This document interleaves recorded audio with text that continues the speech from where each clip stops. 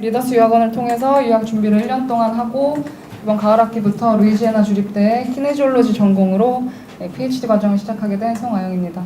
간단히 제 소개를 드리면 저는 고려대학교 물리치료학과를 졸업을 했고 같은 학교에서 석사를 마치고 종합병원에서 이제 3년 동안 치료사로 일을 하다가 작년에 퇴사를 과감히 하고 유학 준비를 해서 이제 가을 학기부터 입학을 하게 되었습니다.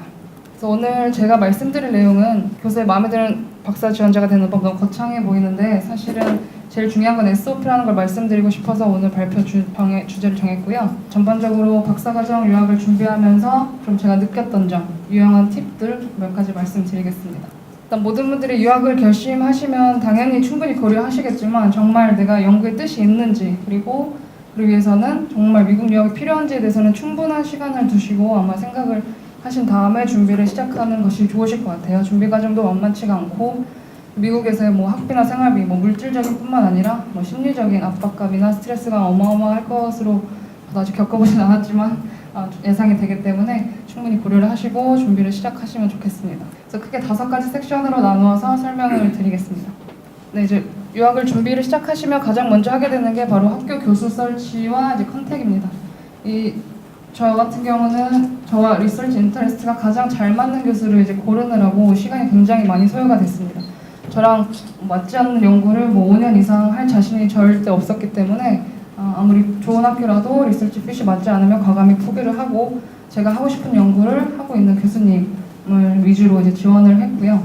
이제 컨택 메일을 보내는 데 큰 장점은 당연히 입학하고자 하는 해에 교수가 박사 학생을 선발할 계획이 있는지 그리고 학비 지원이 가능한지에 대해서 미리 알 수 있고 이 학교를 지원할지 말지 이제 결정을 하게 되기 때문에 굉장히 좋은 기회입니다. 또한 내가 그 교수님한테 얼마나 관심이 있는지 그 연구를 얼마나 참여하고 싶은지를 어필할 수 있는 좋은 기회이기 때문에 컨택은 박사과정 지원하시는 분들에게서 반드시 필수적인 과정입니다. 반응은 크게 5가지인데요. 저도 컨택 메일을 한 20개 정도 보냈었는데 답장이 10개 조금 넘게 받았어요. 근데 그 중에서도 학생을 뽑는다는 답장이 아니라 뽑지 않거나 뽑을 계획인데 학비는 지원할 수가 없다. 이런 식으로 답장을 받았던 것도 있어서 많이 좌절도 하긴 했는데 그 중에서도 이제 몇 학교에서는 적극적 관심을 보였어요. 그래서 적극적 관심을 보이게 되면 바로 인터뷰 요청으로 이어지거나 아니면 메일을 지속적으로 이제 주고받게 됩니다. 아시다시피 이제 CV와 SOP를 작성을 해야 되는데 CV는 간단히 말씀드리면 이력서라고 생각하시면 되죠. 그래서 기본적인 내 학력이나 뭐 직장 경력, 연구 경력, 강의 경력 등을 이제 쓰시는데 특히 박사 지원자분들에게는 연구 경력과 퍼블리케이션, 특히 SCI 논문이 있으면 저 같은 경우도 한 2편 정도 있어서 크게 도움이 됐던 것 같아요. 그리고 분야에 상관없이 요새는 통계 소프트웨어 프로그램이나 매트랩 프로그램을 다룰 수 있는 사람이 굉장히 이 부분을 꼭 기재해 주시면 되고 다루실 수 있는 능력이 있으시면 그리고 만약에 관련 경력이 좀 적다 그래도 어차피 CV는 사실을 적어야 되기 때문에 뭐 크게 좌절할 필요도 없고 사실 방법도 없습니다. 그 외에 이제 외적인 부분에 더 영어 점수를 좀 더 고득점을 받으신다든지 SOP에 좀 더 집중하시면 되겠습니다. SOP는 사실 영어 점수 몇 점 높다 이런 부분보다는 훨씬 교수가 지원자를 고려할 때 가장 크게 고려하는 부분입니다. 특히 박사는 들어가자마자 교수와 함께 연구를 바로 시작해야 되는 부분이 많기 때문에 교수의 구미가 당기게끔 교수에 맞게 최적화시켜서 작성하는 것이 가장 중요합니다. 그를 위해서는 당연히 교수의 논문을 잘 파악하고 있어야겠죠. 그래서 저 같은 경우도 가장 제가 가고 싶어 했던 루이지애나 주립대 교수님에 맞게 SOP를 작성을 했고 제가 앞으로 박사과정에 입학한 후에 내 연구에 대한 숏텀, 롱텀 골을 굉장히 구체적으로 자세하게 적어서 제가 함께 연구할 준비가 되었다는 인상을 주었습니다.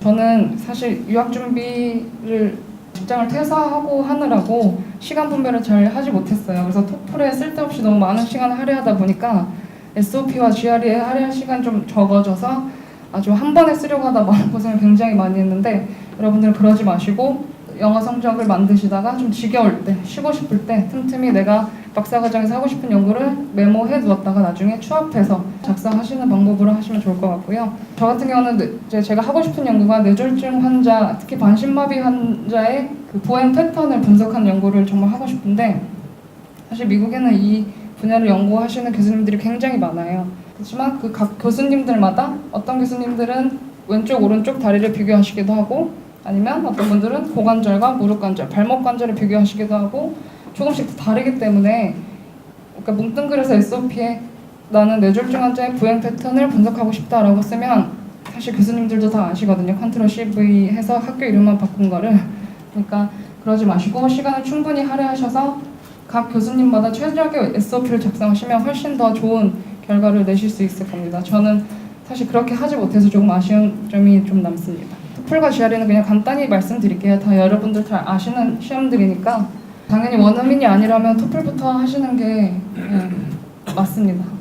GRE는 너무 어렵고 토플에서 있는 단어가 GRE는 한 30-40% 차지하거든요. 그래서 토플 먼저 하시고 지원하고자 하는 학교들 미니멈 요구를 반드시 먼저 확인하시고 거기에 충족하셨으면 너무 많은 시간은 할애하지 않으셨으면 좋겠어요. 그리고 유학준비 과정의 일부분이기 때문에 너무 고득점만을 바라면서 시간 낭비는 절대 하지 마시고 SOP에 훨씬 더 많은 시간을 할애하셨으면 좋겠습니다. 하지만 이제 TA나 RA로 학비 지원을 받고자 한다면 몇몇 학교에서는 스피킹 점수에 미니멈 점수를 걸어놓기 때문에 스피킹에 좀 더 집중하시면 되겠습니다. 저 오른쪽에 GRE 단어를 몇 개 적어놨는데요. 혹시 아시는 단어 있나요? 혹시 준비하고 계시는 분들도 계시긴 할 텐데 전 처음에 굉장히 당황했거든요. 그 GRE는 반드시 단기간으로 2-3개월 동안 해서 집중적으로 바짝 끝내시는 게 좋고요. 저 같은 경우는 한 4-5개월 GRE를 했는데 버블 점수가 딱 1점 올랐어요. 그래서 너무 긴 시간 허비하지 마시고 단기간 집중으로 끝내시길 바랍니다. 다음에 박사과정 학생들이라면 반드시 거쳐야 할 필수 이제 관문이 바로 인터뷰인데요. 저는 이제 6월부터 컨택 메일을 본격적으로 보내기 시작했는데 보내자마자 인터뷰 요청을 하시는 교수님들도 계셨어요. 4개 학교에서 인터뷰 요청을 받았는데 그중 3개의 학교가 컨택 메일을 보내자마자 인터뷰 요청을 하셨어요. 나머지 1개는 지원서를 다 제출하고 올해 2월 초에 인터뷰 요청이 들어왔고요. 그러니까 반드시 컨택 메일을 보내자마자부터는 박사 준비를 하시는 분들이라면 인터뷰 준비는 미리미리 하셔야 될 것 같습니다. 반드시 언젠가는 하게 되고 언제 할지 모르기 때문에 미리 준비하시고요. 보통 스카이프로 진행되고 시간은 저 같은 경우는 15분에서 1시간으로 굉장히 다양했어요. 사적인 것만 물어보신 교수님도 계시고 공적인 것만 물어보신 교수님도 계신데 구글에서 Graduate School Interview Questions라고 구글링 하시면 그 예상 질문들에 대한 정보를 많이 얻을 수가 있으니까 참고하시고요. 그리고 인터뷰를 하다 보니까 제가 혼자 영어로 유창하지 않기 때문에 길게 말하다 보면 약간 멘붕이 오고 교수님 표정도 좀 이상해지고 내가 무슨 말 하는지도 모르겠고 얘기하다 끊기게 되고 제가 영어 대본을 좀 답변을 길게 준비했었는데 아무 소용이 없더라고요. 그러니까 예상 질문 답변을 준비하실 때는 최대한 내가 자연스럽게 자신 있게 말할 수 있을 정도의 길이로만 짧고 요점만 간단하게 반드시 외우셔야 됩니다. 외워도 솔직히 버벅대고 대답을 잘 못하거든요. 그러니까 내가 하고 싶은 말이 꼭 있으면 반드시 자연스럽게 말할 수 있을 정도로 꼭 암기하시고요. 당연히 교수님이 어떤 연구를 하고 계신지, 내가 앞으로 어떤 연구를 하고 싶은지, 그리고 CV와 SOP에 내가 기재한 내용들, 석사 졸업 논문, 퍼블리시한 논문들은 반드시 숙지하셔야 됩니다. 그리고 마지막에 교수님이 질문 있나? 라고 물어보지 않으셔도 질문을 2가지 정도 하는 게 좋은 인상을 남기는데 굉장히 중요합니다. 그 다음에 어플리케이션 과정은 리더스 학원에서 사실 많이 도와주셔서 저는 편하게 준비했는데요. 이게 학교마다 데드라인도 정말 다르고 조금씩 준비해야 할 서류도 다르고 그리고 학교마다 어떤 학교는 뭐 성적표를 온라인으로만 올리면 되지만 어떤 학교는 우편으로 보내라고도 하고 그러니까 모든 게 조금씩 다르기 때문에 이 학교를 엑셀 파일에 잘 정리를 하셔야 되는데 이거는 유학원에서 많이 해주십니다. 그리고 이렇게 이제 학교를 그래서 엑셀 파일에 잘 정리를 하셔서 서류 작업에 착오가 없도록 하시면 좋겠고요.